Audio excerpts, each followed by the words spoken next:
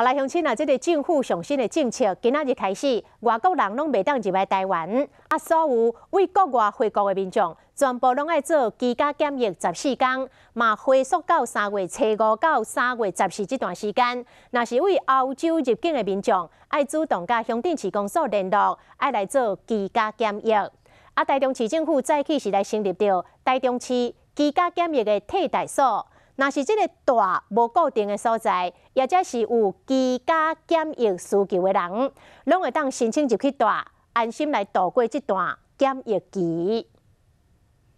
新冠病毒疫情扩散到全球，各国民众拢急要回国，但是对3月19开始，非本国籍人员一律限制入境，所有入境的人一律居家检疫14天。为了解决无固定居所，但是有居家检疫需求的民众，台中市政府成立居家检疫替代所，让这的人会当安心度过检疫期。旅游或者是求学或者是工作，那纷纷呢提前返台，极少数的人他的确会有一些不方便。 市政府提供检疫关怀包，予入来大的民众，内面有14片的嘴烟、豆浆甲卫教宣导单。检疫所嘛附有专用计程车，会当往回医疗院所。不过大检疫所必须要付费，免去叫外送的食物，家属嘛免去探视。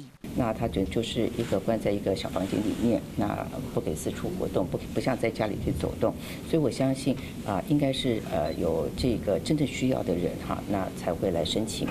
检疫替代所虽然无像厝内遐尔舒适，但绝对有符合检疫规定。有需求的民众或者亲友会使向区公所申请，或者是卡1999专线，顺利度过14天居家检疫。